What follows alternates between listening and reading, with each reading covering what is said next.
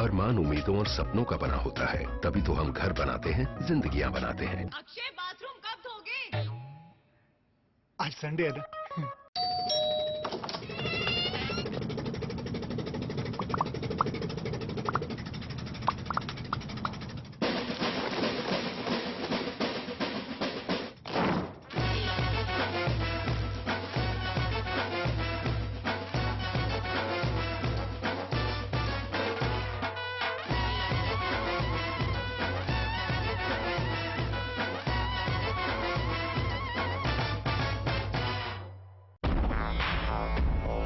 सगों से भी सगा है तू, अपना परिवार है।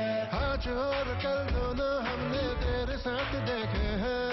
तू चले जब साथ तो खुशी के ठिकाने मिलते हैं। वन टच पावर स्टार्ट, शानदार माइलेज वाला APDV इंजन जो दुनिया की नंबर 1 बाइक चुने, यही कहे सगों से भी सगा है। हीरो स्प्लेंडर, लगे ऐसा फैमिली जैसा।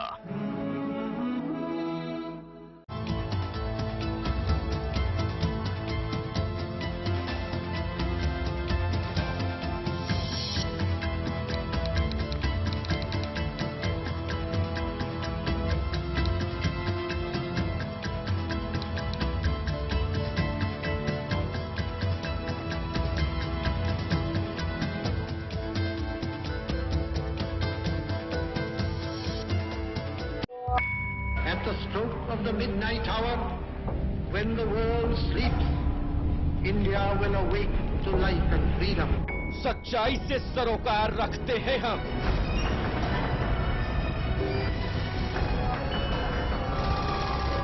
हर खबर को खबर में जिंदा रखते हैं हम। हर मुद्दे पर समय से लड़ते हैं हम।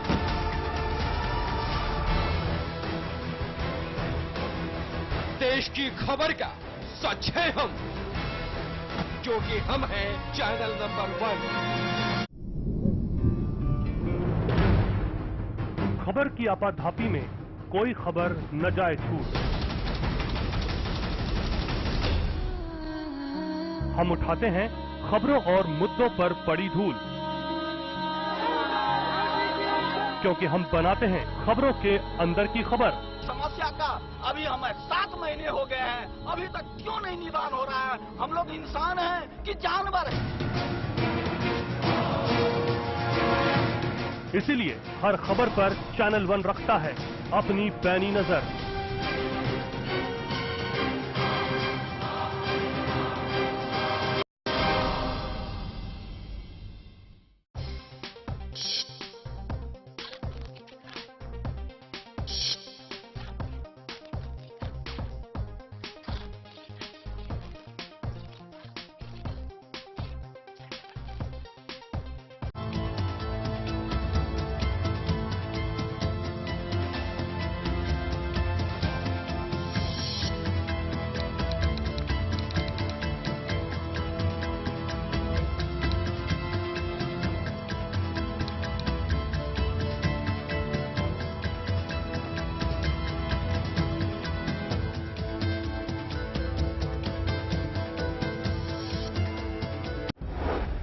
क्या लुभावनी स्कीम से आपको ललचा रही है फर्जी कंपनियां?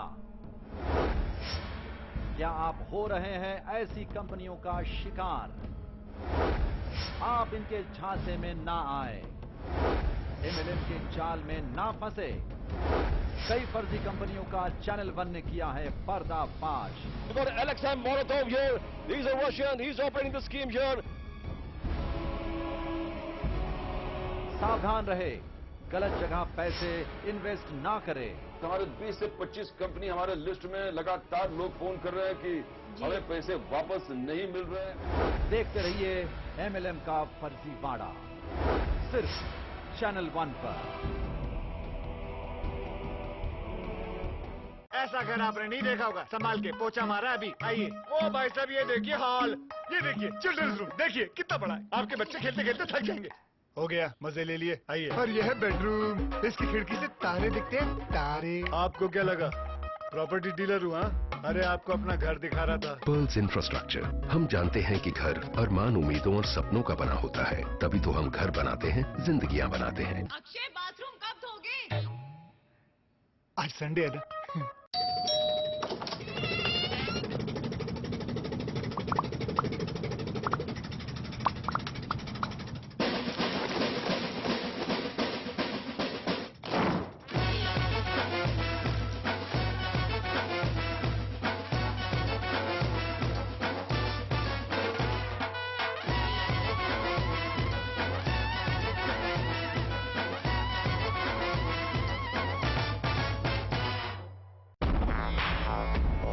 सगों से भी सगा है तू, अपना परिवार है।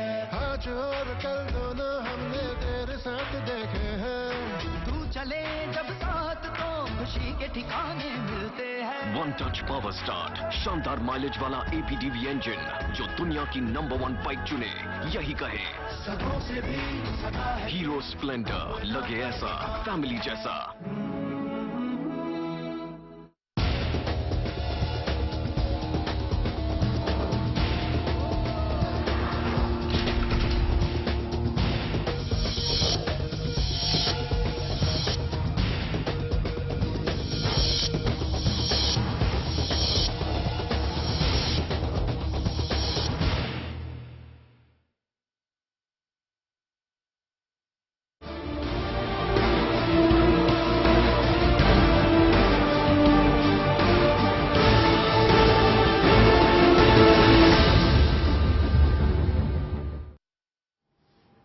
नमस्कार, मैं हूं गीतांजलि शर्मा। प्राइमेट में आप सबका स्वागत है।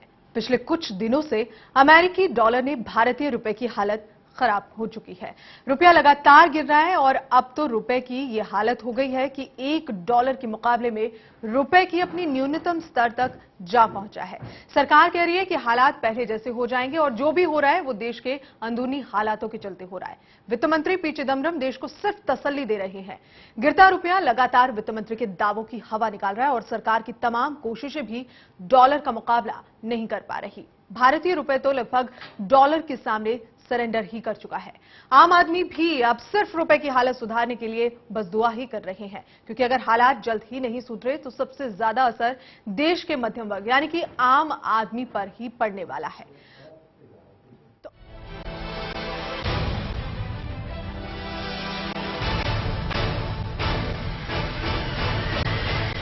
आए दिन रुपए के गिरते रिकॉर्ड ने मार्केट के रोंगटे खड़े कर दिए हैं। जिस तरह रुपया नए मुकाम हासिल कर रहा है उससे साफ है कि आने वाले दिनों में ये 70 के पार पहुंच जाएगा। लेकिन सबसे परेशान करने वाला सवाल ये है कि लुढ़कते रुपए का असर बाजार की किन किन चीजों पर सबसे ज्यादा दिखाई देगा। रुपए में गिरावट से डीजल के दाम बढ़ेंगे और मान लगाया जा रहा है कि सितंबर के पहले हफ्ते में डीजल के दाम 4 रुपए बढ़ सकते हैं। अगर डीजल के दाम बढ़ेंगे तो हर एक चीज महंगी हो जाएगी, जैसे इलेक्ट्रॉनिक्स के सामान, टीवी, फ्रिज, सब्जियों के दाम बढ़ना निश्चित है। आयात निर्यात ट्रांसपोर्टेशन महंगा हो जाएगा। शेयर बाजार पर भी असर पड़ेगा। सोना महंगा होगा। इतना ही नहीं, सीरिया पर हमला हुआ तो कच्चा तेल और महंगा होगा। दरअसल सीरिया से ही कच्चा तेल भारत में निर्यात होता है। बढ़ती महंगाई से आम आदमी परेशान है, लेकिन दाम बढ़ाने के पीछे कंपनियां अपना अलग तर्क दे रही हैं। पहली वजह कमजोर रुपए से लागत बढ़ना। दूसरी वजह शेयर बाजार में हाहाकार। गिरते रुपए, आर्थिक मंदी और विदेशी पूंजी के भागने से भारतीय शेयर बाजार लगातार गिर रहा है। इससे कंपनियों के शेयर डूबने लगे हैं, माली हालत खस्ता होने लगी है। तीसरी वजह कंपनियों का घटता मुनाफा। कंपनियों के मुताबिक आर्थिक मंदी और महंगाई की वजह से पिछली तिमाही में बिक्री में करीब 12% तक गिरावट दर्ज की गई। मुनाफा घटने से दाम बढ़ाने के अलावा कोई चारा नहीं बचा है। दिवाली पर ऑटो लोन, होम लोन और पर्सनल लोन के मामले में भी राहत नहीं मिलने वाली। आईसीआईसीआई और एचडीएफसी जैसे बैंक पहले ही 25 बेसिस पॉइंट तक ब्याज दर बढ़ा चुके हैं, जिससे 10 लाख तक लोन पर ईएमआई 170 रुपए तक बढ़ गई है। बहरहाल महंगाई के अकाल से आम जनता का गला सूख रहा है, लेकिन राहत की एक बूंद दूर दूर तक गिरती नजर नहीं आ रही। वन्ना त्यागी, चैनल 1 न्यूज।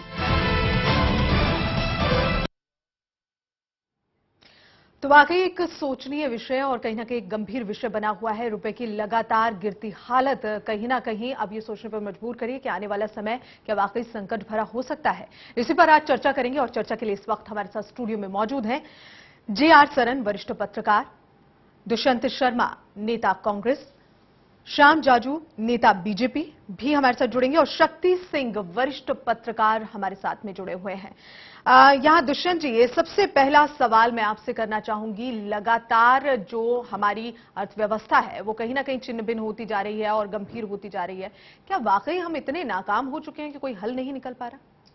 नहीं, इकोनॉमी जिस हालात में है वो सोचने का विषय तो है, लेकिन जो लोग ऊपर बैठे हुए हैं वो लोग उन हालात में भी तय किए हैं जब 1991 में हमको अपना गोल्ड गिरवी रखना पड़ा था और 4 महीने वो सरकार जो चली थी जिसमें चंद्रशेखर जी प्राइम मिनिस्टर थे, तो वो वर्स्ट पोजीशन थी उस टाइम में। कोई ऐसी वर्स्ट पोजीशन आज नहीं है। इकोनॉमी में जो रुपए का डिवेल्यूएशन हुआ है उसका असर तो पड़ेगा, लेकिन ये कोई हमारा डोमेस्टिक मामला नहीं है, हमारा घरेलू मामला नहीं है। इंटरनेशनल जो फेनोमेना है, आजकल बहुत सारी चीज़ें अंतर्राष्ट्रीय बाजार में तय हो गई हैं और इकोनॉमी का ब्लड रुपया जैसे है तो हमारी इकोनॉमी का ब्लड पेट्रोल भी है। हमें बहुत सारी चीज़ें इंपोर्ट करनी पड़ती हैं जिनमें गोल्ड है, सिल्वर है, इनके कॉस्ट इंक्रीज हो रही है, पेट्रोल की कॉस्ट इंक्रीज हो रही है।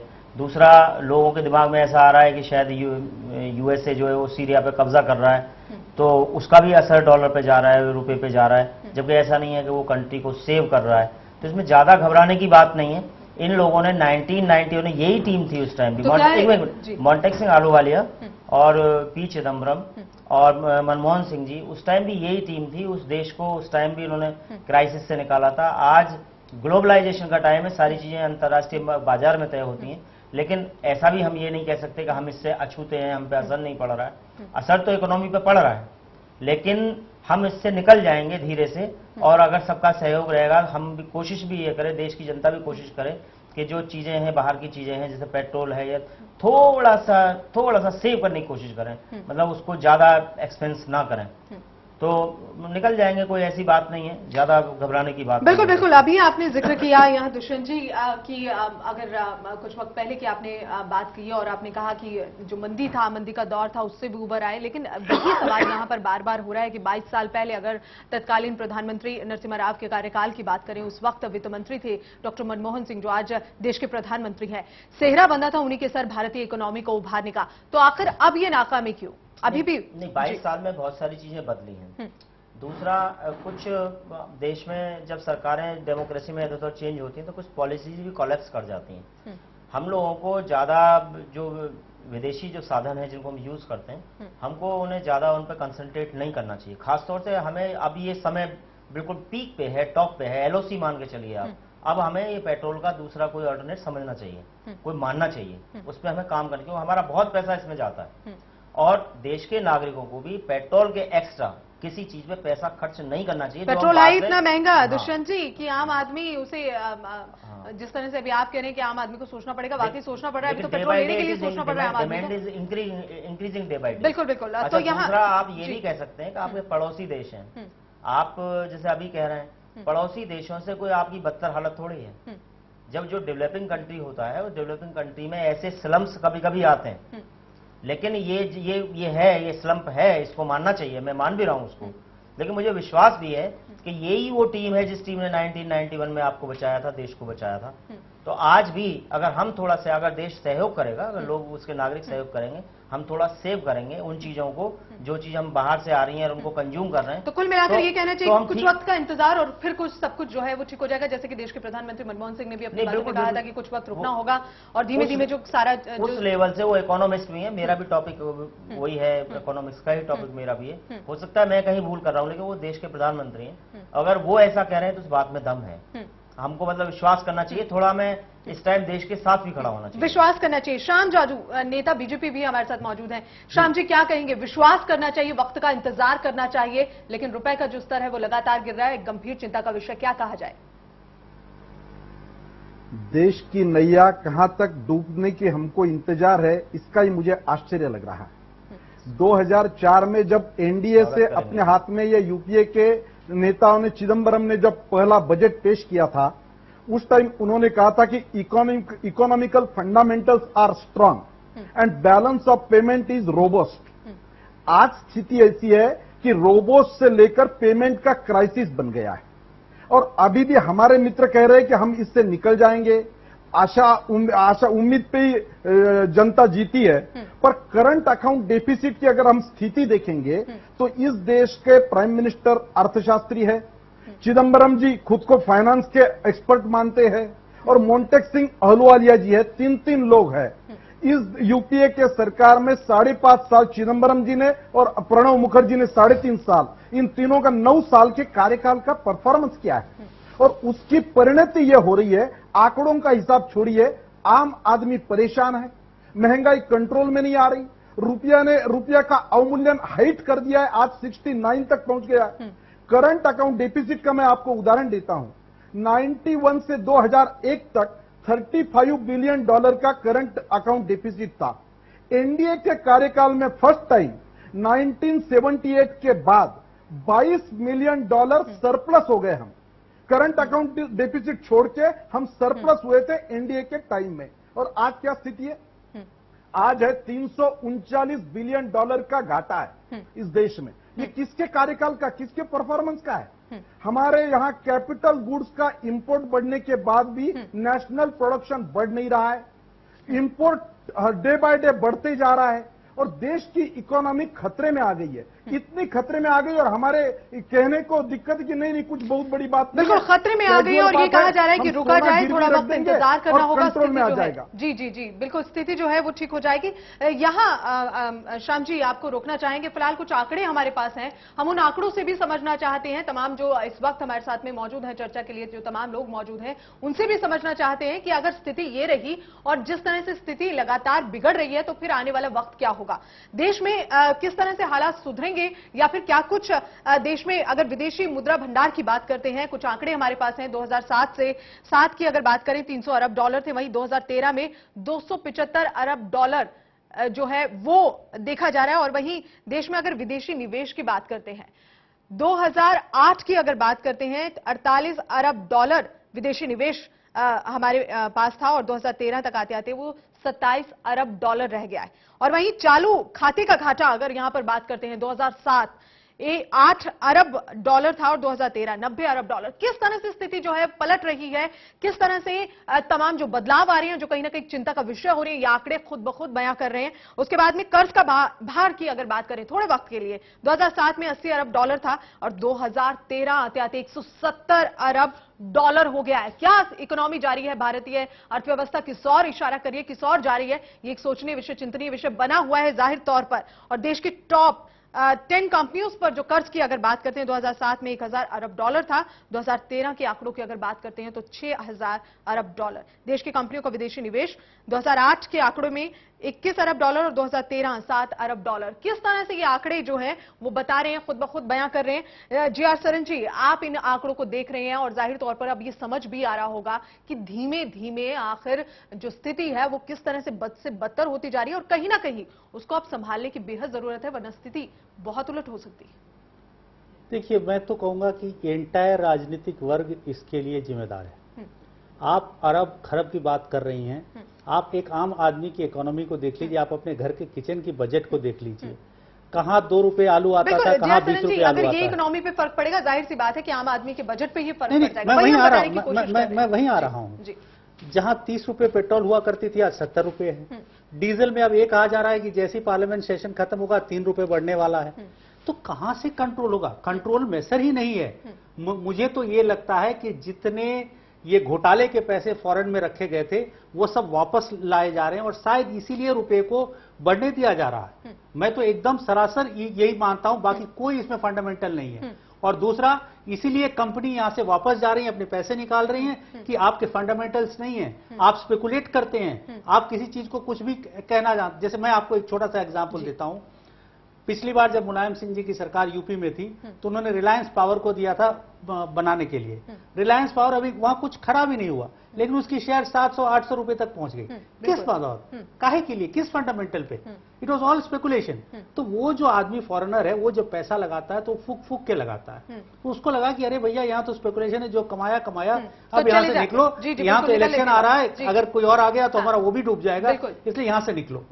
तो वो निकल गया। अब वो निकल गया तो आपके पास पैसे कहाँ हैं? बिल्कुल बिल्कुल बिल्कुल सही बात है। और ये जो बात अभी आपने समझाई है, वाकई यहाँ इस पर भी सोचने की जरूरत है, क्योंकि अगर लगातार स्थिति वही बनी रही तो फिर विदेशी कंपनियों की जो कहीं ना कहीं यहाँ भारतीय, अगर भारत में बात करें विदेशी कंपनियों को, तो कहीं ना कहीं वहां से भी जो पैर उखड़ने का काम है वो कहीं ना कहीं हो जाएगा। इस पर चर्चा लगातार हम अपनी जारी रखेंगे। फिलहाल एक छोटे से ब्रेक के लिए रुक रहे हैं, जल्द लौटते हैं।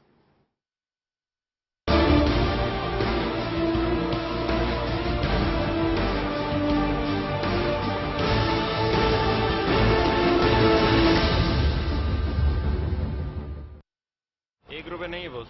₹1 नहीं है मतलब? अरे मतलब छुट्टा नहीं है। नहीं है तो आप लेके आओ, जाओ। छोड़ना, ₹1 में क्या कर लेगा तू? पिगी बैंक में डालूंगा। तुझे क्या प्रॉब्लम है? मेरे को मेरा ₹1 चाहिए। अच्छा 1 मिनट, करीना पसंद है बॉस।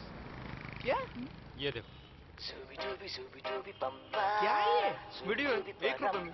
देखो देखो पूरा देखो। देखो वीडियोस ₹1 में। 52010 पे कॉल करो, क्लिक करो, चूज करो, एंजॉय करो। ₹1 में फुल मस्ती।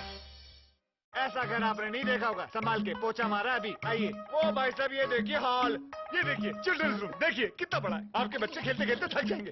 हो गया, मजे ले लिए। आइए। और यह है बेडरूम, इसकी खिड़की से तारे दिखते हैं, तारे। आपको क्या लगा प्रॉपर्टी डीलर हुआ?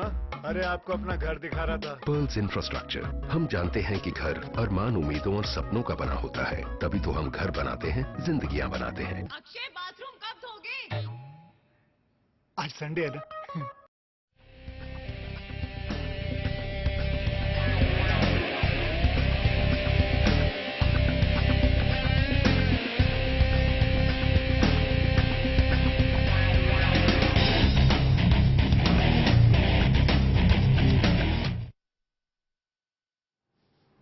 ब्रेक के बाद एक बार फिर से स्वागत है आपका। लगातार बात करें भारतीय अर्थव्यवस्था की, रुपए के गिरते स्तर की और डॉलर की मजबूती की। अगर यही स्थिति बनी रही तो स्थितियां गंभीर हो सकती हैं। चर्चा लगातार हमारी जारी है। चर्चा के लिए इस वक्त हमारे साथ स्टूडियो में मौजूद है। एक बार फिर से यहां आए मेहमानों का परिचय करा दूं। हमारे साथ मौजूद है जीआर सरन, वरिष्ठ पत्रकार, दुष्यंत शर्मा नेता कांग्रेस हमारे साथ में मौजूद हैं, श्याम जाजू नेता बीजेपी भी हमारे साथ जुड़े हुए हैं, और शक्ति सिंह वरिष्ठ पत्रकार भी हमारे साथ जुड़े हुए हैं। जीआर सरन जी, ब्रेक से पहले आप कुछ बातों का जिक्र कर रहे थे विदेशी कंपनियों के अलावा, और क्या कुछ अगर भारतीय इकोनॉमी की बात करें तो किस तरह से असर पड़ने वाला है और क्या कुछ स्थितियां और बन सकती हैं? छोटा सा कंपैरिजन मैं देना चाहूंगा। मैं बहुत बड़ा इकोनॉमिस्ट नहीं हूं, लेकिन जो मेरी थोड़ी बहुत समझ है इकोनॉमिक्स की, कि ना नेपाल, बांग्लादेश, बर्मा, श्रीलंका, पाकिस्तान, इवन वहां की इकोनॉमी की बुरी स्थिति है, लेकिन उनका जो करेंसी है उसके आप डॉलर की तुलना में देखिए, उनकी इतनी बुरी हालत नहीं जितनी हमारी है। क्यों? क्या कारण है ऐसा? इसके जवाब कहां है इन तिगड़ी के पास, मनमोहन सिंह, चिदम्बरम और इनके पास? जी बिल्कुल बिल्कुल सही कह रहे हैं ये क्या हो रहा है? ये सब मुझे लगता है ये सारा कुछ जो हो रहा है ये आर्टिफिशियल है। आश्वासन है, बातें हैं, लेकिन नहीं आप 2000 ये जो सेकंड यूपी आया तब आप शुरू से सुन लीजिए, जब प्रणब मुखर्जी फाइनेंस मिनिस्टर थे वो भी यही कहते थे अब हम रोक रहे हैं, अब महंगाई रुकेगी, अब महंगाई रुकेगी, लेकिन एक महंगाई के घोड़े के में लगाम नहीं कर सके और आज तक ये फेलियर है। Second UPA has been failure इस फ्रंट पे कि वो महंगाई को रोक सके। अब ये वांटेडली है या अनवांटेडली है या उनके आउट ऑफ कंट्रोल महंगाई की घोड़ा चला गया है, ये तो उनको देखना है। लेकिन बेचारा, लेकिन दावे हैं कि बेचारा आम इंसान मारा जा रहा है। इंतजार कीजिए, वक्त का इंतजार कीजिए, लेकिन उस वक्त के इंतजार में आम आदमी के ऊपर कितना बोझ पड़ रहा है ये भी एक सोचने वाली बात है। शक्ति जी, जिस तरह से आम आदमी की यहां पर बात की जा रही है, लगातार आश्वासन है और ये कहा जा रहा है कि कुछ वक्त इंतजार कीजिए, सब ठीक हो जाएगा, वक्त लगता है, हम पूरी कोशिश कर रहे हैं, इस तरह की तमाम बातें हैं, लेकिन इन बातों से कहीं ना कहीं आम आदमी की बढ़ती तकलीफ नहीं रुक रही है। लगातार रुपए का जो गिरता स्तर है वो भी कहीं ना कहीं रुक नहीं रहा है। देखिए, मैं आप सभी लोगों का ध्यान इस तरफ दिलाना चाहूंगा कि पिछले 2 साल में भारतीय सरकार ने कोई काम नहीं किया है। पॉलिसी पैरालिसिस रही है। हजारों करोड़ों रुपए की जो प्रोजेक्ट्स हैं वो लंबित पड़े हुए हैं। डायरेक्ट फॉरेन इन्वेस्टमेंट नहीं आया है, चाहे वो जिन कारणों से वो पॉलिटिकल कारण ही है जिसके कारण से डायरेक्ट फॉरेन इन्वेस्टमेंट्स नहीं आए। ठीक है। दूसरी चीज मैं ये कहना चाहता हूं कि जब आप निर्णय नहीं लोगे तो आप इसी स्थिति में पहुंचोगे। उस समय तो आप कहते हो कि सभी चीजें कंट्रोल में है, जैसा आप सभी लोग चर्चा कर रहे थे कि ये तिकड़ी जो है मनमोहन सिंह और मोन्टेक सिंह अहलुवालिया और चिदम्बरम जी की तिकड़ी ये कह रही थी कि सब कुछ अंडर कंट्रोल है। लेकिन ऑल ऑफ ए सडन जब रुपये के स्तर में गिरावट आने लगती है तो वित्त मंत्री पार्लियामेंट में बयान देते हैं कि सिर्फ विदेशी कारण ही नहीं है, देशी कारण भी है इस गिरावट के लिए। तो अब ये पैनिक बटन दबा रहे हैं पैनिक बटन दबाने से क्या होना है, अब होना यही है कि और भी पैनिकी होने के बाद मार्केट और ही रिएक्टिव रिस्पॉन्ड करेगा, जिससे कि भारतीय अर्थव्यवस्था को और ज्यादा ही नुकसान होगा। हमें शॉर्ट टर्म गोल्स को नहीं सेट करना चाहिए। ठीक है, अगर मान लीजिए हमारी इकोनॉमी बहुत ही नीचे गिर रही है, हम बहुत ही कमजोर हो गए हैं, लेकिन अर्थशास्त्र का जो तकाजा ये कहता है कि आपको लॉन्ग टर्म मेजर्स लेने होंगे। अगर आप शॉर्ट टर्म इंजेक्शंस दोगे तो पैनिकी होगी मार्केट, और भी रिएक्टिव होगा, और भी इसमें गिरावट आएगी। कहीं ना कहीं ये कहना गलत नहीं होगा कि बहुत पहले ही इस पर सोच लेना चाहिए था, और धीमे धीमे स्थिति जो है वो अब और ज्यादा खराब हो गई। डेफिनेटली, मैं तो कह रहा हूं कि कोई भी पॉलिसी आपने नहीं बनाई। 2 साल से भ्रष्टाचार में देश उलझा हुआ था। देश सिर्फ राजनीतिक वर्ग जो है भ्रष्टाचार से उलझा हुआ था, और उसमें कोई भी निर्णय नहीं लिए गए, कोई भी महत्वपूर्ण निर्णय नहीं लिए गए जो कि अर्थशास्त्र को या अर्थव्यवस्था को रोबस्ट कर सके इस देश की। अब जब स्थिति जो हाथ से बाहर चली गई है, तब अब ये प्रयास किया जा रहा है। और इसमें मैं वही चीज दोहराना चाहता हूं कि इसमें इस अफरा तफरी में कहीं ऐसा ना हो कि और भी अर्थव्यवस्था का नुकसान हो जाए। ऐसी स्थिति में अगर आप अर्थशास्त्री प्रधानमंत्री हैं और आप जो वित्त मंत्री हैं, विदेश से पढ़े हुए वित्त मंत्री हैं, और आपको लगता है कि आपके पास कुछ अच्छे मेजर्स हैं जो लॉन्ग टर्म, ठीक है, चुनाव 2014 में होने, उसको आप ध्यान में मत रखिए। अगर भारतीय अर्थव्यवस्था के लिए कुछ मेजर्स आप ले सकते हैं तो this is the high time you should come forward. और इसका फायदा जो है आने वाले चुनावों में भी जाहिर तौर पर मिल जाएगा। अगर इस पर ढंग की कोई पॉलिसी बनाई जाती है तो जाहिर सी बात है आम जनता को जब राहत मिलेगी तो आम जनता के जहन में भी जो कांग्रेस की लगातार बिगड़ती छवि है वो कहीं ना कहीं बिल्कुल कहीं ना कहीं सुधरने के जो चांस है यहाँ पर वो ज्यादा होंगे। दुष्यंत जी, गीतांजलि जी, अभी शक्ति सिंह जी कह रहे थे, महंगाई के बारे में बात कर रहे थे। महंगाई अब आजकल बहुत सारी चीजें, एक तो इंटरनेशनल मार्केट में तय होती हैं, ग्लोबलाइजेशन का टाइम है।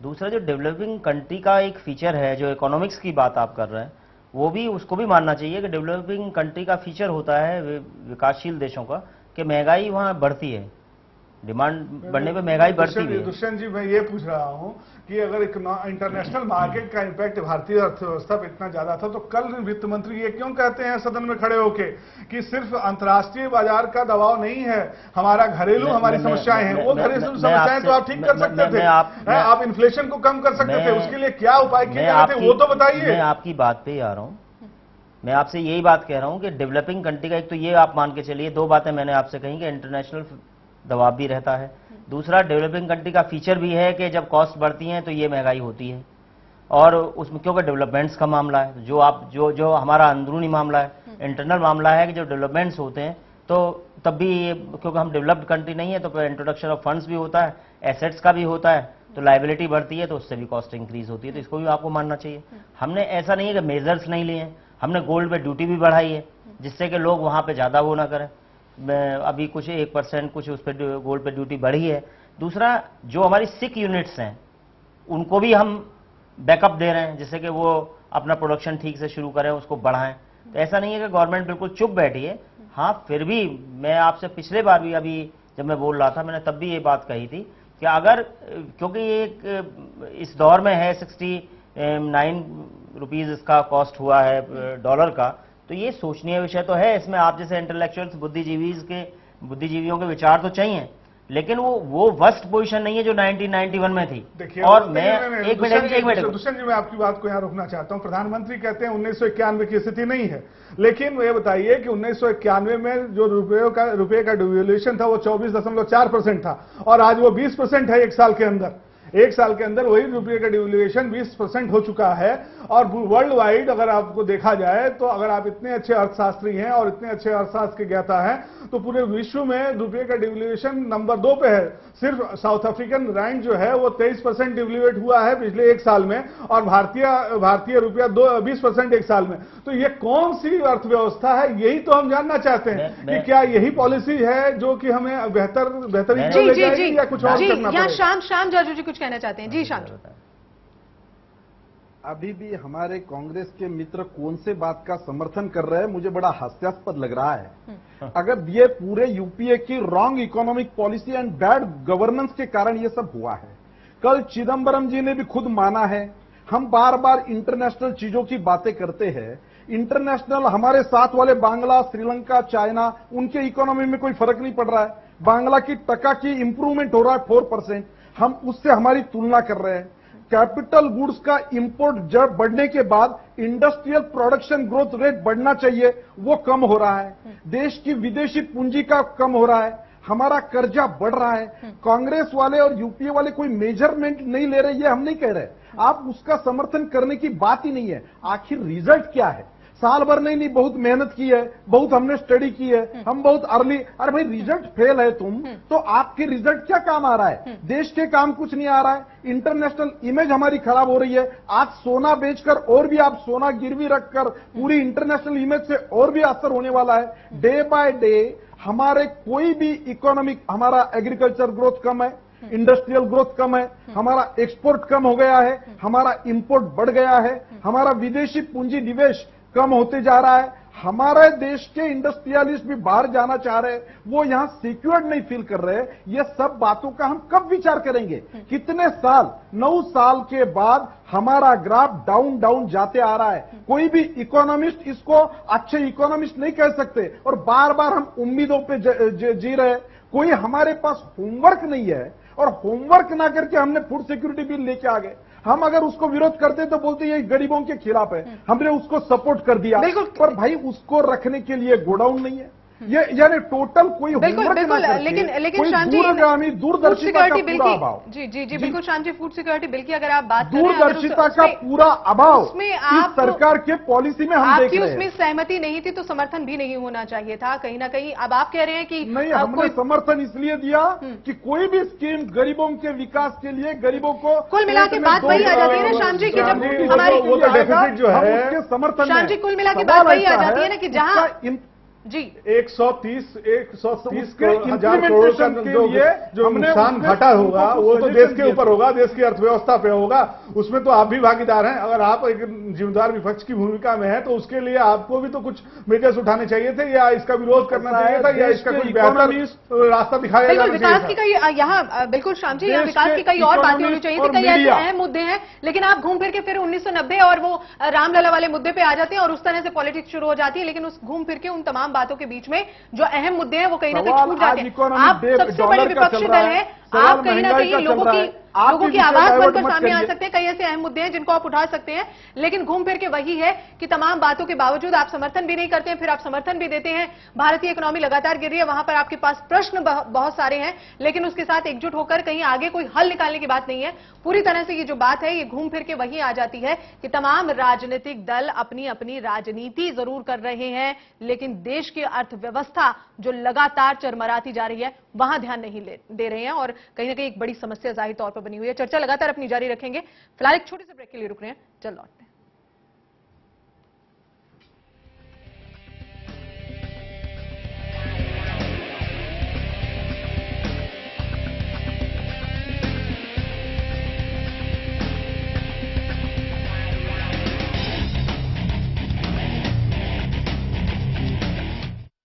अगर आपने नहीं देखा होगा संभाल के पोछा मारा अभी, आइए। ओ भाई साहब ये देखिए हॉल, ये देखिए चिल्ड्रंस रूम, देखिए कितना बड़ा है, आपके बच्चे खेलते खेलते थक जाएंगे।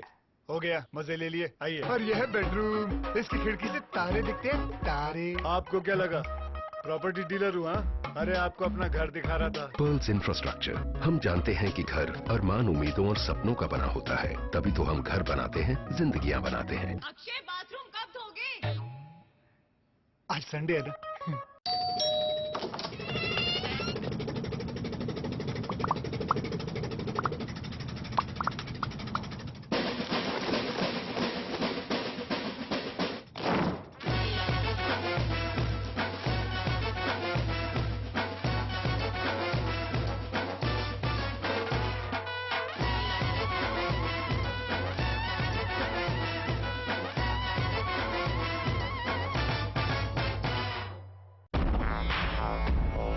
सगों से भी सगा है तू, अपना परिवार है।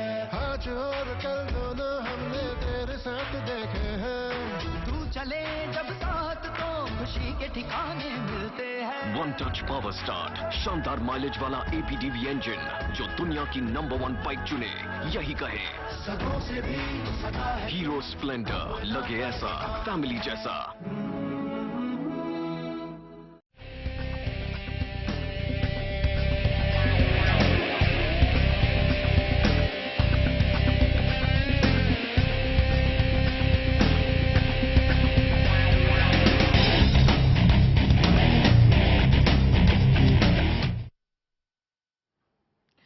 ब्रेक के बाद एक बार फिर से स्वागत है आपका। लगातार चर्चा चल रही है रुपए के गिरते स्तर की, भारतीय अर्थव्यवस्था की, लोगों की बढ़ने वाली परेशानियों की। भविष्य क्या कुछ तय करेगा, ये एक गंभीर विषय बना हुआ है और कहीं ना कहीं आम आदमी, आम जनता के दिमाग में भी, जहन में भी लगातार रुपए की गिरती कीमत से कई सवाल हैं। और इन सवालों के जवाब देने के लिए, इन सवालों पर ही चर्चा के लिए हमारे साथ तमाम मेहमान मौजूद हैं। एक बार फिर से उनका परिचय करा देती हूं।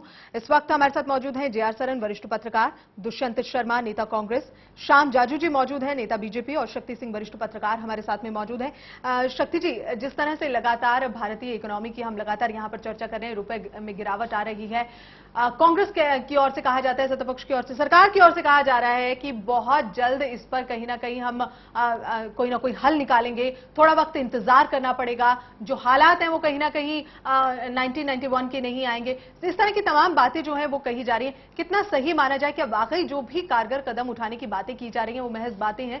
कहीं ना कहीं जो ध्यान है, जिस तरह से भी आपने भी जिक्र किया था, वो काफी देर के बाद दिया गया, जिससे हालात और बद से बदतर हो रहे हैं। देखिए, कुछ होता हुआ दिख नहीं रहा है, वो कुछ सार्थक होता हुआ दिख नहीं रहा है। सीरिया पे अमेरिका के हमले के स्पेकुलेशन में क्रूड ऑयल का दाम बढ़ने वाला है और इस समय 16 महीने के हाईएस्ट पॉइंट पे है, जिसके कारण कहा जा रहा है कि लोकसभा के सत्र के बाद, या जो पार्लियामेंट के सत्र के बाद तुरंत 3 से 4 रुपए तक डीजल प्राइसेस इंक्रीज होंगी, जिसके कारण माल भाड़े में बढ़ोतरी होगी। उसके बाद घर में जो घरेलू इन्फ्लेशन है, जो घर के अंदर इन्फ्लेशन है, मार्केट के अंदर जो इन्फ्लेशन है, जो इस समय 10 पॉइंट समथिंग से 11 पॉइंट के बीच में है, उसके बढ़ने की संभावना है। रेल भाड़ा में वृद्धि होने जा रही है, ऐसी घोषणा सरकार ने आज की है। तो और दूसरी चीज, डीजल पेट्रोल के दाम भी बढ़ डीजल सकते हैं, पेट्रोल के दाम डेफिनेटली जब 3 से 4 रुपए अगर डीजल के दाम बढ़ेंगे और रेल भाड़े के दाम में वृद्धि की जानी है, तो उसमें फिर तो महंगाई बढ़ेगी ही बढ़ेगी। आम आदमी कहां जाएगा ऐसी स्थिति में? दूसरी चीज, 1991 की स्थिति नहीं है, प्रधानमंत्री बयान देते हैं, लेकिन आज उन्हीं के मंत्री आनंद शर्मा जी कहते हैं कि शायद हमें सोना गिरवी रखना पड़े। कहीं अगर ऐसा होता है कि कोई rating agency, international rating agency Bharat की रेटिंग अगर नीचे गिराता है इन इंडिकेशंस पे, तो भारत के लिए बहुत ही दुर्भर स्थिति है। भारत में आने वाले समय में अर्थव्यवस्था के तौर पे बहुत ही बड़ी चुनौतियों का सामना करना पड़ेगा। दुष्यंत जी, क्या वाकई ये स्थिति आ सकती है? नहीं, मैं तो इस बात से मुझे तो मैं इनकी बात से इत्तेफाक नहीं रखता। जो मैंने तो आपको पूर्व में कहा भी है कि 1991 में जो पोजीशन थी वो पोजीशन देश की नहीं है, और हम उसके लिए जो भी प्रिकॉशनरी स्टेप्स हैं वो ले रहे हैं, सरकार ले रही है। और इसमें जैसे हम गोल्ड की जो ड्यूटीज बढ़ा रहे हैं वो भी बढ़ा रहे हैं, और जो कंपनीज जो हमारे नीचे डाउन जा रही है उनकी प्रोडक्शन बढ़ाने की बात भी हो रही है। जी, मैं एक चीज आपको यहाँ पर रोकना चाहता हूँ कि एक दिन में स्टॉक मार्केट, दलाल स्ट्रीट 2 लाख करोड़ रुपए का नुकसान हुआ है कल ट्रेडिंग में। 2 लाख करोड़ रुपए का नुकसान, ये कोई छोटी मोटी चीज नहीं है। एक दिन में आपकी मार्केट इस तरह से क्रैश कर रही है और आप कह रहे हो कि अभी वो स्थिति नहीं आई है। वो स्थिति कब आएगी? पिछले दिनों जब ऑस्टेरिटी ड्राइव चला था वर्ल्ड में, पूरे देश में, पूरे दुनिया में मंदी का दौर था, उस टाइम भी इसी टीम ने देश को उबारा था। उसी का खामियाजा आज हमको भुगतना पड़ रहा है। आज भी वो टीम है, 91 में भी इन लोगों ने उबारा था। मुझे तो विश्वास है इस बात का कि हम परेशानी में तो परेशानी में तो हैं हम लोग, लेकिन अगर सब लोग मिलकर काम करेंगे तो हम लोग उबर जाएंगे। इससे कोई ऐसी दिक्कत की ज्यादा बात नहीं। मैं तो कह रहा हूं कि आपकी यही पॉलिसी है जो अमेरिका सेंट्रिक है, और अमेरिका सेंट्रिक पॉलिसी होने के कारण आज ये स्थिति है कि अमेरिका आपको एक डंपिंग ग्राउंड बनाकर रख दिया है, और जिसके कारण भारतीय अर्थव्यवस्था की यह स्थिति है। आप देख लीजिए, चाइना में इतनी बुरी स्थिति नहीं है। आज रसिया का जो ग्रोथ रेट है वो 16% है। वो सिर्फ इसलिए है क्योंकि उनके पास अल्टरनेटिव मॉडल्स भी थे। आपने अल्टरनेटिव मॉडल्स के ऊपर कभी काम ही नहीं किया, ध्यान ही नहीं दिया। जी, बिल्कुल। देश के अंदर की जो स्थिति है, जो देश के अंदर में जो स्थिति बेहतर की जा सकती थी, उनको बेहतर करने के लिए काम नहीं किया। आपने पावर सेक्टर में कोई काम, विशेष काम नहीं किया। आपने जो क्रूड ऑयल का जो क्षेत्र है उसके ऊपर कोई विशेष काम नहीं किया। आपने जो प्रोडक्शन को इंप्रूव करने के लिए बहुत कुछ नहीं किया, जिसके कारण आज ये स्थिति आई है। अन्यथा अगर आप कुछ अल्टरनेटिव्स और कुछ अपने घरेलू और स्वदेशी जो उपाय थे उन पर अगर आपने ध्यान दिया होता तो शायद इतनी पैनिक की स्थिति आज नहीं होती। जाहिर तौर पर कहीं ना कहीं जिन बातों की ओर ध्यान देना चाहिए था उस वक्त पर नहीं दिया गया, लेकिन अब देर आए दुरुस्त आए वाली स्थिति हो गई है। अभी भी आश्वासन कई है, लेकिन जो लगातार जो भारतीय इकोनॉमी जिस तरह से लगातार गिरती जा रही है, जो स्तर गिरता जा रहा है, उसको देखते हुए ये गंभीर एक विषय बन गया है। जी, जे.आर. सरन जी। देखिए, आप इतनी बड़ी बड़ी बातें जो हम कर रहे हैं उसको छोड़ दीजिए, आप एक कॉमन मैन की बात से समझिए। आम आदमी की, बिल्कुल बिल्कुल। एक जो दाल रोटी खाता था वो आज दाल खाने लायक नहीं रह गया। दालें 100 रुपए किलो हो गई हैं, प्याज टमाटर इस देश में 80 रुपए बिक रहे हैं। और आप क्या बात करें, किस चीज का दाम नहीं बढ़ा है? जब आलू प्याज और टमाटर इकोनॉमी पे इन्फ्लुएंस कर गया तो बाकी चीजें क्या है? आज कल एक चिदम्बरम ने कहा कि एक्सटर्नल नहीं इंटरनल फोर्सेस से ही हम पे इफेक्ट पड़ रहा इफेक्ट है जी। उस इफेक्ट का आज आपको मैं बता दूं, चांदी 3700 रुपए बढ़ा है, 3700 रुपीज, और वो 58,500 रुपए किलो हो गया है। जो गरीब लोग बेटियों को शादी में दिया करते थे या गिफ्ट में दिया करते थे वो कहां से देंगे? सोना आज 34,500 हो गया है। जाहिर सी बात है, आम आदमी ये नहीं देखता है कि भारतीय इकोनॉमी कहां गिर रही है, क्या हो रहा है। उसे अपनी जीवन जो दिनचर्या कहीं ना कहीं उससे ही फुर्सत नहीं मिलती और उसमें कहीं ना कहीं बात साफ हो जाती है। आज से 6 महीने पहले तक ये हो रहा था कि रिटेल में एफडीआई आ रही है, हमारे पास इतना पैसा आएगा, ये आएगा। वॉलमार्ट को लॉलीपॉप पे लॉलीपॉप दिया जा रहा था, कहां गया वॉलमार्ट? बिल्कुल बिल्कुल बिल्कुल सही बात है। एक रिक्शा चलाने वाला भारतीय इकोनॉमी को नहीं समझता है, वो केवल ये समझता है कि उसकी जेब पर कितना बोझ पड़ रहा है और आखिर वो क्या खाए, किस तरह से रहे। एक आम आदमी की जो परेशानी, एक आम आदमी के हिसाब से अगर जाहिर तौर पर सोचा जाए तो दिक्कत यह है कि इस देश में सारे राजनीतिक वर्ग, चाहे वो बीजेपी हो चाहे कांग्रेस हो, इनका इकोनॉमिक्स जो आउटलाइन जो है या इनका इवन फॉरेन एक्सटर्नल आउटलाइन जो है एक्सटर्नल अफेयर्स का, सब कुछ सेम है, सब कुछ सेम है। इसलिए कल को बीजेपी आएगी या एनडीए आ जाएगी और कुछ कमाल मैजिक की उनके पास डंडा है उससे वो कुछ कर देंगे, ऐसा कुछ भी नहीं, क्योंकि इनकी इकोनॉमिक पॉलिसी एकदम सेम, डिट्टो सेम है। बिल्कुल। यहाँ श्याम जी, जो तमाम बातें अभी आपने सुनी, जे.आर. सरन जी सही जाहिर तौर पर ये बात साफ कर रहे हैं कि जो इकोनॉमी है लगातार गिर रही है। जो तमाम राजनीतिक दल हैं, सत्ता चले चाहे किसी की भी हो, यहाँ आप यूपीए 2 की बात कर रहे हैं, लेकिन एनडीए के कार्यकाल की भी अगर बात करते हैं तो कई फेलियर्स वहां पर भी थे। इस तरह से जो लगातार जो भारतीय इकोनॉमी गिरती चली जा रही है, रुपए का स्तर गिरता चला जा रहा है, आखिर किस बात को दोषी? तो जाहिर तौर पर अब आप कहेंगे कि भाई सरकार की गलत नीतियां, उसके चलते ये तमाम बातें हुई है। क्या माना जाए, कितनी इन तमाम बातों को जायज और कितना सही माना जाए? सरकार की पॉलिसीज के कारण पूरे देश के इकोनॉमी पे असर हो रहा है, ये तो कोई नकार नहीं सकता। इतने बार इंपोर्ट हमारा डे बाय डे बढ़ रहा है, यहाँ के लोग बेरोजगार हो रहे हैं, तो भी एफडीआई का निर्णय प्रेस्टीज लगाकर अपने मित्र दल साथ में ना होते हुए भी करने का धाड़स और साहस ये सरकार करती है। उससे भी इंपोर्ट बढ़ रहा है, हमारा एक्सपोर्ट कम हो रहा है और इंपोर्ट बढ़ रहा है। होना क्या है? हमारा पूंजी निवेश कम हो रहा है। आज डॉलर के रेट बढ़ रहा है, इसका कारण उसकी डिमांड बढ़ी है, क्योंकि हमारा सब पेमेंट डॉलर में हो रहा है, पेमेंट बढ़ रहा है और रिसीविंग हमारा इनकम कम है। सामान्य इकोनॉमिक पॉलिसी है कि बस जब डिमांड बढ़ती है तो उसका रेट बढ़ता है, रुपये का डे बाय डे अवमूल्यन हो रहा है।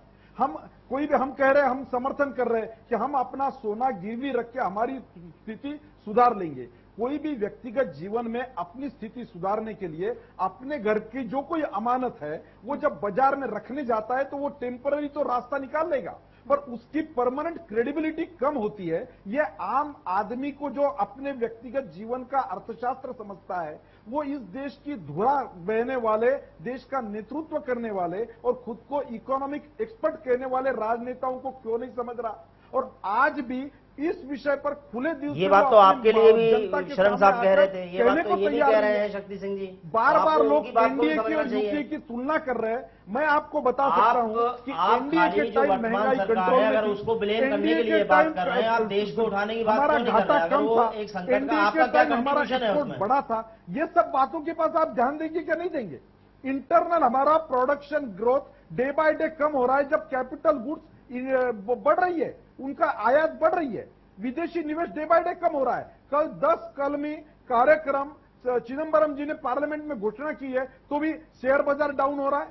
2 लाख करोड़ रुपए की हमारी प्रॉपर्टी का वैल्यू बिल्कुल जाहिर तौर पर जी बिल्कुल जब जिक्र किया मैं जो कह रहा था उसमें मैं कुछ ऐड करना चाहूंगा। श्याम जाजू जी मेरे से इस पे भले ही इफ्तिखार नहीं रखते हों, लेकिन सच्चाई ये है कि जब एनडीए ने भी सरकार जब 2004 में इनसे सत्ता छीनी गई थी और कांग्रेस आया था, तब भी कोई बहुत अच्छी स्थिति में हमारी अर्थव्यवस्था नहीं थी। जी बिल्कुल बिल्कुल।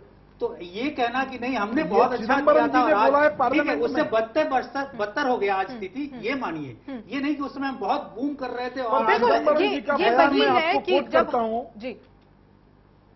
चिदम्बरम जी ने पार्लियामेंट में बोला है कि economical fundamental are strong, balance of payment is robust. ये चिदम्बरम जी का पार्लियामेंट में बयान है एनडीए के टाइम की स्थिति बताने का। आंकड़े बोल रहे हैं ना, हमारे क्यों सुन रहे हैं आप? सब आंकड़े देखिए, उस टाइम का सब, हमारा स्टॉक देखिए, हमारा रिजर्व देखिए, हमारा कितना घाटा था वो देखिए, उसके आधार पे हम कह रहे हैं। एनडीए की केवल तारीफ करने की बात नहीं है, आंकड़े बोल रहे हैं कि इस सरकार का अदूरदर्शिता का परिणाम इस देश को भुगतना पड़ रहा है। देश खतरे में आया है, आम आदमी परेशान है। बड़ा आदमी तो चलो उसके पास सस्टेनिंग पावर रहती है, उसके पास शॉक ऑब्जर्वर रहते हैं, वो आज नहीं कल अपनी गर्जे 2 बातें कम करके चला लेगा। आम आदमी क्या करेगा? आम आदमी की चिंता किसको है? इनको केवल दिखावा करना है, भूल भुलैया करना है कि देश का हम पेट भर देंगे, हम 35 केजी अनाज देंगे। अनाज लाएंगे कहां, रखेंगे कहां, डिस्ट्रीब्यूशन की सिस्टम कहां है, उसकी कोई व्यवस्था नहीं। करप्शन से भरी हुई पूरी सरकार, करप्शन का पूरा पैसा भी देश के विकास में लग जाए तो हमारी महंगाई कंट्रोल में हो जाएगी। हमने जनसंदेश यात्रा में कहा था कि विदेशी पैसा वापस लाओ, तो वो विदेशी पैसा अब देश में आ रहा है, उनको रुपए में उसका मूल्य बढ़ रहा है, आम आदमी परेशान हो रहा है। ये एक बड़ी बात और हम कह सकते हैं कि एक बड़ा सवाल आपने छोड़ दिया है दुष्यंत जी के लिए। जी दुष्यंत जी। नहीं, जो ये कह रहे हैं कि वो देश की जनता का पेट भर देंगे या उसमें कहां से पैसा लाएंगे, 90,000 करोड़ रुपीस तो हम अभी दिए हैं और उसमें बचा ही कितना बैलेंस, 35,000 करोड़ बचा है। तो उससे वो देश 1% भी पूरी इकोनॉमी का नहीं है जो हमारा वो है। और फिर आप लोग एक तरफ तो उसे सपोर्ट कर रहे हैं, फिर आप इतनी बुराई भी कर रहे हैं। अगर 2/3 देश की जनता को इससे फायदा हो रहा है तो हमारे स्टोरेज में थोड़ी कहीं प्रॉब्लम है तो उसको भी सुधारेंगे। डिस्ट्रीब्यूशन हमारा पहले एफपीएस शॉप्स रहे हैं, गांव लेवल से वो चलता है, तो ऐसा नहीं है कि उसमें कुछ, अगर देश में कुछ आपके मैं जरा मुझे कहने दीजिए, अगर आपके कहे अनुसार तो देश में कहीं कोई सिस्टम ही नहीं है, और वो अगर सिस्टम सारे खत्म हो गए थे तो आपके एनडी टाइम में कहां चले गए थे? ऐसा नहीं है। देश ये पीछे भी ऑस्टेरिटी ड्राइव चलाया और हमने डिस्ट्रीब्यूशन कुल मिला के दुष्यंत जी बात तो यहाँ ये हो गई कि हमने ये नहीं किया, आपने वो किया था। इकोनॉमी में जो स्थिति आई है हम उसे सुधारने के लिए तैयार भी हैं।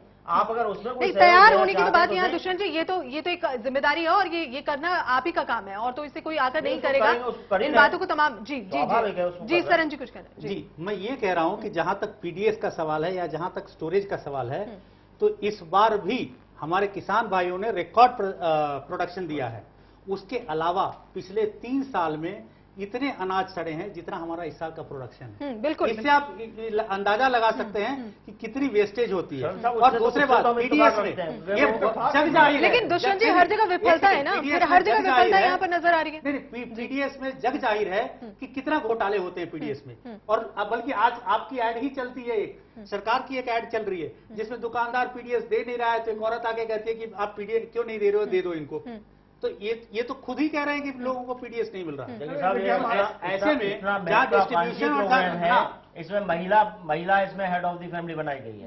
इनको परेशानी क्या है मुझे समझ नहीं आ रहा। सब कुछ सही है, लेकिन आज जो अर्थव्यवस्था पर जो इतना इसका कर्ज बढ़ गया, इसका भार बढ़ गया, उस पर आप चर्चा कीजिए। और उनसे बोलिए कि उसी पे चर्चा करें, अलग ना जाए। नहीं, अलग जाने की बात नहीं। देखिए आपने अगर क्यों कह रहे हैं, उनसे बोलिए 1,30,000 करोड़ रुपए का अगर एडिशनल भार डाल दिया भारतीय अर्थव्यवस्था पे, तो वो भी तो अर्थव्यवस्था को स्लो डाउन करने में अगर खाना मिले। और दूसरी चीज मैं कह रहा हूँ कि देश के लोगों को अगर खाना मिले, अगर बोझ बढ़ रहा है तो कोई दिक्कत नहीं है, 1% और बढ़े, लेकिन आप लोगों का खाना छीन रहे हैं। आप ऐसी बात ना बोले। मैं ये कह रहा हूँ, ये लोग ये बोले थे व्यवस्था कहां से करेंगे, इन पे पैसा ही नहीं। हम 90,000 करोड़ दे चुके पहले। नहीं, मैं ये कह रहा हूँ 35,000 करोड़। अभी एक इनकी नेता बोल रही थी कि 3 लाख करोड़ रुपया देना, उनको पता ही नहीं था। ऐसे इनको भी पता नहीं है। मैं ये कह रहा हूँ, खाली विरोध के लिए विरोध करना अच्छी बात नहीं है। आप अपनी बात को रखिए, लेकिन आप इतना ब्लेम ना करिए जिसका कोई बेस ही ना हो। मैं तो ये कह रहा हूँ कि इस तरह की दौर में है, डेफिसिट है, वो बढ़ रहा है, लेकिन ऐसा नहीं है सरकार चुप बैठी है। उसके लिए हम लोग काम कर रहे हैं। हम पीएसयूज को बढ़ावा दे रहे हैं, उनको बैकअप दे रहे हैं जिससे हमारा प्रोडक्शन बढ़े। और दूसरा, लेकिन दुष्यंत जी बात तो सवाल वही है कि इतनी कवायदों के बाद भी स्थिति जो है वो सुधारने का नाम नहीं ले रही। जी श्याम जी। मुझे लगता है कि दुष्यंत जी का ये कहना है कि हम गरीबों को अनाज दे रहे हैं और भी इतनी महंगाई बढ़ा देंगे कि और मध्यम वर्गीय लोग और ऊपर के लोग खाना देना बंद करते हैं, महंगाई को हम अनाज देंगे। अरे भाई, लोगों को खाने का अनाज लेने की क्षमता रही नहीं है, इसलिए आपको स्कीम निकालनी पड़ती है। ये आपके लड़खड़ाते अर्थतंत्र का परिणाम है। आप रोजगार क्यों नहीं देते? पूर्णता से खरीद सकता था तो ये स्कीम लानी नहीं पड़ती थी। और बोले हम कहीं से भी पैसा लाएंगे, कर्जा से लाएंगे। आपके ही सरकार, एनडीए का छोड़ दो, 2007 में 1000 अरब करोड़ रुपए का कर्ज था, आज हो गया 6000 अरब करोड़ रुपए का कर्ज, और भी कर्जा लाएंगे। आपकी क्रेडिबिलिटी बची नहीं है, आपको लोग कोई देने को तैयार नहीं, और हम पैसा लाएंगे और गरीबों को खिलाएंगे। अरे गरीबों को खाने लायक आपने रखा नहीं, आपने उनको खरीदने की क्षमता उनकी खत्म कर दी। इसलिए यह स्कीम लानी पड़ी कि वो अपने 2 टाइम का पेट भर नहीं सकता है। और भी महंगाई बढ़ा दो, और मिडिल क्लास के लोग भी बीपीएल में आ जाएंगे, और उनके लिए स्कीम निकालो। ये कोई सरकार चलाने का दायित्व होता है डेमोक्रेसी में। लेकिन सरकार का दायित्व, दुष्यंत जी, जो सरकार के दायित्व में फिर कई बातें, योजना आई है तो उसको अप्रिशिएट आपको करना चाहिए। बिल्कुल, लेकिन वो योजना वाकई कारगर साबित होनी चाहिए। बिल्कुल कारगर होनी चाहिए। ब्लेम इसलिए कि हमें फायदा ना मिले। बिल्कुल, लेकिन दुष्यंत जी, वो योजना आपकी कारगर होनी चाहिए, और जिस भार की बात यहाँ की जा रही है वो भार नहीं पड़ना चाहिए आम आदमी के ऊपर। ये भी आपकी जिम्मेदारी है। अगर स्कीम लाना आपकी जिम्मेदारी है तो आम लोगों के बारे में सोचना भी आपकी जिम्मेदारी है। फायदा हुआ देश को, जी, और अब इसको दे रहे हैं, जी सरन जी, फायदा होगा। जी, इससे क्या है, पॉलिटिकल उनको हो सकती है, लेकिन इसका नुकसान यह है कि आज प्रोडक्शन ऐसे ही कम होता जा रहा था, और आप इस तरह से लोगों को अनाज बांटकर और भी लोगों को जाहिर तौर पर कहीं ना कहीं कम कर देंगे। जी सरन, इस पर आप चर्चा नहीं करना चाहते, ना कोई राजनीतिक दल इस पर चर्चा। जाहिर तौर पर इस तरह की बातों पर चर्चा होती ही नहीं है, क्योंकि उनके थ्रू पहले भी दे रहे थे लोगों को। अभी ये हम एक्ट के रूप में, कानून के रूप में लाए, ये उनका राइट हो गया है, इससे ज्यादा नुकसान होने वाला नहीं है। लोग तो ये भी कह रहे हैं पैसा, ये तो खैर भविष्य अभी कहीं ना कहीं तय करेगा। साफ हो रहा है 90,000 ये करोड़, तो अभी भविष्य तय करेगा, अभी कुछ भी नहीं कह सकते हैं। आपकी कई ऐसी स्कीमें हैं जो धराशायी हो गई हैं, ये एक भविष्य का सवाल है। जी सरन जी कुछ कह रहे। देखिए, इस देश में अगर अभी कोई इंडस्ट्रियलिस्ट जिंदा है, और जो जिसको आप फादर ऑफ इंडस्ट्री अभी कह सकते हैं, वो रतन टाटा जी हैं। उन्होंने आज बहुत अच्छा बयान दिया है, कहा कि 91 में जो शाइन कर रहा था वो आज उसमें डलनेस हो गया है, और उनको खुद ही नहीं पता कि वो कहां जा रहे हैं। तो अगर रतन टाटा जैसे इतने सीजन्ड आदमी या businessman with so much of acumen जो कह रहे हैं, तो उसमें जरूर कुछ ना कुछ वजह है। यहीं से अंदाजा कहीं ना कहीं लग रहा है कि किस तरह, और पुल एंड पुश कहीं और जा रहा है। इसलिए ये इकोनॉमी की ये दुर्दशा है। ये नहीं कि डायरेक्शनलेस है, क्योंकि पुल एंड पुश हर जगह से आ रहा है, तो जो इधर कह रहा है वो उधर जा रहा है। तय करें और कौन सी दिशा की ओर जाएं, और जहां इसमें प्रॉपर कोई दिशा ही नहीं है, और इसलिए ये दिक्कत हो रही है। जो दुष्यंत जी कह रहे हैं कि 90,000 करोड़ दे दिया, इस साल तो आपने दे दिया, चुनावी साल था, आपने दे दिया। अर्थव्यवस्था नहीं सुधरी तो अगले साल क्या करेंगे, कहां से लाएंगे 90,000 करोड़ का डेफिसिट? दूसरी चीज, अगली बार ये आएंगे नहीं, इसलिए वो देना नहीं पड़ेगा, और जो आएगा वो रोएगा। 2015 तक 200 लाख करोड़ रुपया देश का कर्जा वापस करना है। वो कहां से कर्जा वापस होगा, उसके बारे में आपको सोचना पड़ेगा, और आज नहीं सोचेंगे तो 2015 में तो आप कंगाल हो जाएंगे। तो ऐसी स्थिति में देश की अर्थव्यवस्था से मजाक ना करे राजनीतिक वर्ग, और राजनीतिक जो पार्टियां हैं उनको एकजुट होकर, ये बात तमाम राजनीतिक दलों के लिए उपाय करने चाहिए। बिल्कुल शक्ति जी, बिल्कुल सही कहा। इस समस्या का समाधान सभी राजनीतिक दलों को एकजुट होकर सोचना पड़ेगा। एक दूसरे पर आरोप प्रत्यारोप होने से, कर देने से कोई काम, इस अर्थव्यवस्था में कोई सुधार नहीं आएगा, बल्कि ये जो बिगड़ाव जो कहीं ना कहीं चल रहा है वो और ज्यादा बढ़ जाएगा। दुष्यंत जी, ये जो फेलियर लगातार नजर आ रहा है, अभी 2 साल की बात जया सरन जी ने की, उनका कहना है कि 2 साल से पिछले यही स्थिति बनी हुई है लगातार, और अभी कहीं ना कहीं स्थिति में तब से ही सुधार होना चाहिए था। आखिर वक्त निकलने के बाद ही क्यों सोचा जाता है, आखिर टाइम निकलने के बाद ही, किसी बात के बिगड़ने के बाद ही उसको सुधारने की कोशिश क्यों की जाती है, पहले से उसमें ध्यान क्यों नहीं दिया जाता? ये फेलियर आखिर बार बार क्यों होता है? गीतांजलि जी, सरकार इस पे काम पहले से ही कर रही है, लेकिन फर्क इतना है, तो फिर ये कहना चाहिए कि 2 साल से आप काम कर रहे हैं, अभी तो कोई रिजल्ट नहीं निकला, कोई हल नहीं निकला इस बात का। शुरुआत में जब मैंने कहा था, बिल्कुल शुरुआत में जब मैं बोला था, ये इंटरनेशनल दबाव है, अंतर्राष्ट्रीय दबाव रहता है, कई चीजें, बहुत सारी चीजें आजकल इकोनॉमी की अंतर्राष्ट्रीय बाजार में, अंतर्राष्ट्रीय बाजार और फिर घरेलू बाजार की बात भी आप ही लोग करते हैं। आने दीजिए, मैं घरेलू बाजार, मैंने पहले भी ये बात बोली है। अंतर्राष्ट्रीय बाजार इसको तय करने लगता है। फिर दूसरा, हमारी इकोनॉमी की जो प्रॉब्लम है, जो मेरा अपना व्यक्तिगत विचार है, हमारी इकोनॉमी की सबसे बड़ी प्रॉब्लम ये है कि हम जितना हमारा फ्यूल है, हम सारा फॉरेन पे डिपेंड करते हैं। हमने अपने उसमें हमारा अपना नहीं, हमने कोई उसका ऑल्टरनेट नहीं देखा पहले से। तो फ्यूल के लिए डिपेंड हम आज से थोड़े कर रहे हैं, वो तो एक और भी प्रॉब्लम है, जो हमारी इंटरनल प्रॉब्लम है, कि पिछले 15-20 साल से 15 साल लगातार से तो जितनी गवर्नमेंट्स आ रही हैं ज्यादातर एलाइज गवर्नमेंट आ रही हैं, उसमें 2 बार हम भी आए हैं, ये भी आए हैं। तो वो गवर्नमेंट जब एलाइज गवर्नमेंट होती हैं तो उनमें डिसीजन में प्रॉब्लम होती है। जब पार्लियामेंट चलता है तो ये कोई डिसीजन लेने नहीं देते हैं। उसके बाद जब ये हम कोई ऑर्डिनेंस लाते हैं, जी बार श्याम जी, हाँ, जब हम ऑर्डिनेंस लाते हैं तो ये कहते हैं ऑर्डिनेंस ले आए। जब हम उसको क्रैक करते हैं, कानून लाते हैं, सरकार में लाते हैं तो अलग खड़े हो जाते हैं। और जब लगता है पास हो रहा है तो ये कहते हैं कि हम भी आ रहे हैं आपके साथ। श्याम जी ऐसा क्यों होता है? अनस्टेबल है इनका पॉलिटिकल बहुत ही जल्दी घोड़ा मैदान नजदीक है, जनता की अदालत में सबको अपना हिसाब देना पड़ेगा। अपने सरकार की सुस्ती, अपने सरकार की अकर्मण्यता, अपने सरकार की नीतिगत अपंगता, इसका छोड़कर केवल पार्लियामेंट नहीं चली इसकी बातें कर रहे। पार्लियामेंट चलाना रूलिंग पार्टी का काम है। इतनी अदूरदर्शिता वाला ही सरकार, आज कांग्रेस वाले रास्ते पे घूम नहीं सकेंगे। मुझे एक शेर याद आ रहा है, राजा देखे महल से खिड़की भर आकाश, फुटपाथों की जिंदगी इनको दिखती काश। आम आदमी के पास इनका ध्यान ही नहीं है। ये जो ख्वाब है आपका बहुत अच्छा है, योगदानों में मस्त है। दौर को आप याद करिए, को सिक्योर करने में, उनके भ्रष्टाचार छिपाने में इनकी पूरी एनर्जी व्यस्त हो रही है और ये लोगों को दोष दे रहे, ये इंटरनेशनल बातें बोल रहे हैं, ये विरोधी पक्ष को बातें बोल रहे हैं। हम अगर वोटिंग नहीं करते तो इनका बिल पारित नहीं होता। आप पॉलिटिकल बात करें, अपना कंट्रीब्यूशन बताइए देश के डेवलपमेंट में। आज अगर वो हम तो उस प्रॉब्लम को मान रहे हैं देश के सामने, बात तो भैया है ना फिर कि आप लोग एक दूसरे तमाम राजनीतिक दलों की यहाँ पर बात की जा रही है। कंट्रीब्यूशन बताइए, आपका क्या कंट्रीब्यूशन है इसमें? कोई कंट्रीब्यूशन नहीं, खाली आप यहाँ आके और आप ब्लेम करना आप शुरू कर देते हैं। एक बात बताइए, किस चीज को आप लागू करते हैं? देश के अगर ये अगर प्रोग्राम आया भंडार में देश को लागू करेगा और आप इम्पोर्ट करके लागू करेगी,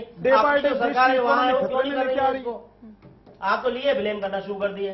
तो मैं आपसे ये गुजारिश कर रहा हूँ, अगर वो संकट में है और आप मान रहे हैं, उस संकट में आप बताइए क्या आप उठा रहे हैं क्या?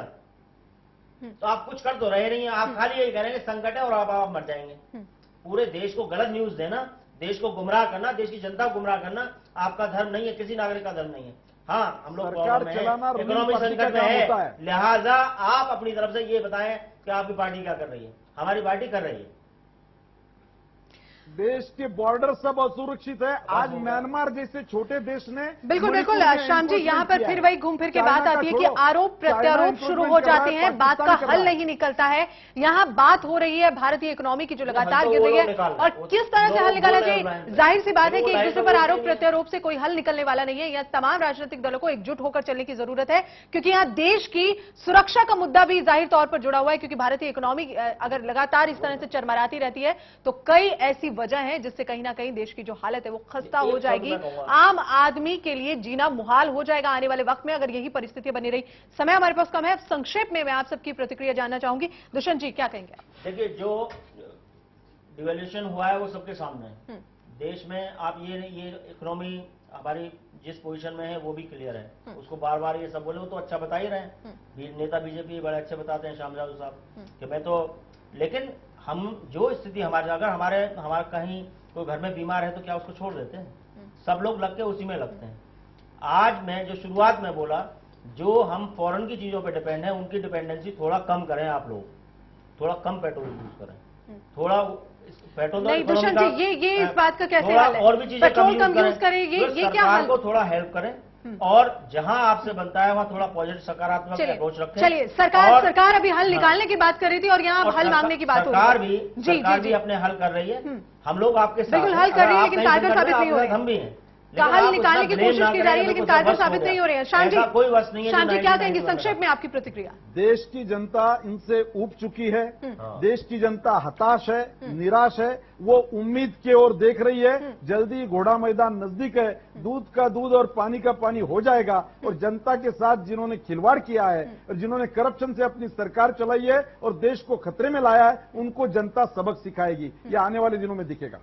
बिल्कुल, आने वाले चुनाव पर बीजेपी टिकी है, लेकिन हल बीजेपी के पास भी नहीं है और इन तमाम बातों के लिए केवल बातें ही बातें हैं, आरोप प्रत्यारोप है। शक्ति जी, वो पॉलिटिकल एजेंडा है। ये इकोनॉमिक, ये देखिए इकोनॉमिक इशू है, इकोनॉमिक क्राइसिस है। इकोनॉमिक इसके मेजर्स लेने होंगे, जैसे इन्वेस्टमेंट को बूस्ट करना होगा, मैन्युफैक्चरिंग को बढ़ाना होगा। दूसरी चीज जो पावर की क्राइसिस है, चाहे वो ऑयल के थ्रू या कोल के थ्रू, उसको सॉल्व करना होगा। जो मैन्युफैक्चरिंग यूनिट्स को प्रमोट करना होगा, पीएसयूज को स्ट्रेंथन करना होगा। जो अर्थशास्त्र के जो समस्या है वो अर्थशास्त्र के माध्यम से ही उनका निराकरण होगा, लेकिन उसका निर्णय राजनीतिक लोग लेंगे और इसका ध्यान रखना होगा कि इस तरह के निर्णय लिए जाएं जो आम भारतीय के लिए और भारतीय अर्थव्यवस्था के लिए कारगर हो। और इसी उम्मीद के साथ कि आने वाले समय में ये सरकार जो पिछले 2-2.5 साल से सोई थी, चाहे अपने समस्याओं से उलझी थी, भ्रष्टाचार की समस्याओं से उलझी थी, पॉलिसी पैरालाइसिस से उलझी हुई थी, उससे बाहर निकलकर कुछ लॉन्ग टर्म डिसीजंस लेगी जो कि भारतीय अर्थव्यवस्था को सुदृढ़ करने का काम करे। बिल्कुल, जाहिर तौर पर मजबूत करने का काम करे। इस तरह के डिसीजन यहाँ पर चाहिए। जी आसनन जी, आपके मैं एक चीज गीतांजलि जी कहना चाहूंगा कि श्याम जी ने कहा कि जो सरकार में लोग हैं उनका हाउस चलाने का दायित्व बनता है, लेकिन मैं एक चीज कहूंगा, यही पार्लियामेंट सिस्टम यूके में है, यूनाइटेड किंगडम में, वहां आज तक की हिस्ट्री में पिछले 150 साल में एक बार केवल हाउस डिस्टर्ब हुआ है।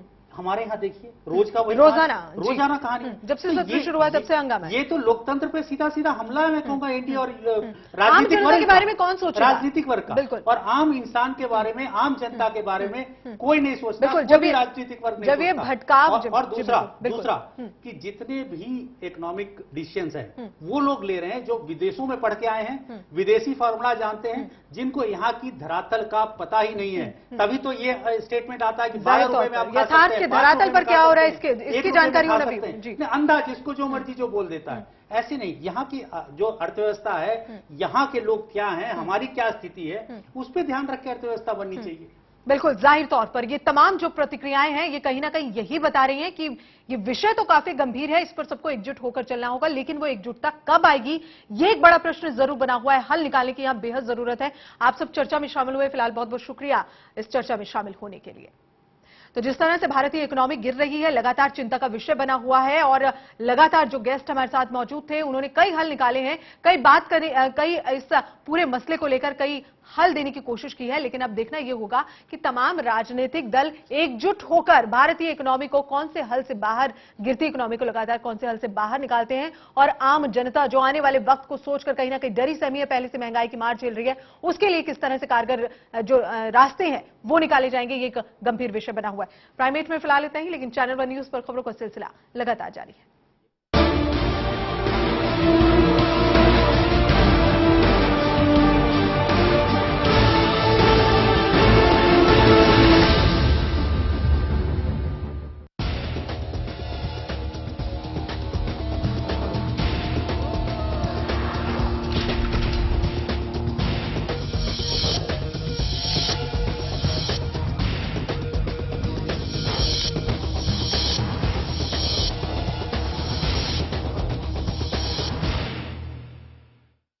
आपने नहीं देखा होगा, संभाल के।